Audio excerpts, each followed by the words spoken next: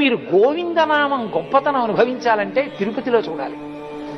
వెంకటాచల క్షేత్రంలో ఇంకా కంపార్ట్మెంట్ డోర్లు తీయలేదనుకోండి, గోవిందా గోవిందా గోవిందా గోవిందా గోవిందా గోవిందా, మీరు ఆ ఆర్తిని బట్టి తలుపులు తీ అన్నవాళ్ళు అనడానికి అక్కడ ఆ టైంకి వచ్చి తీస్తారు.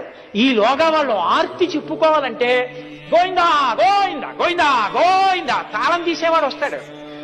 ఆయన వచ్చి ఇంకా ఇలా తాళం చెవి పెడతాడంతే, గోవిందా గోవిందా అంటాడంటే వీడు తలుపులు తీసేస్తున్నాడు సంతోషం. ఇంకా పరిగెడుతూ గోవిందా గోవిందా గోవిందా గోవిందా పరిగెడతారు. అక్కడికి వెళ్ళి పిల్లల్ని భుజాల మీద పెట్టేసుకుని గోవిందా గోవిందా తీరా దగ్గరికి వెళతారు వెండి వాకిలి దాకా, ఏం మాటలుండవు. కానీ ఆసిలేషన్ తిరిగే ఫ్యాన్ తిరిగినట్టు తిరుగుతారు, వెనక్కి తిరిగి తోసేస్తున్నా అలాగే వచ్చేస్తారు.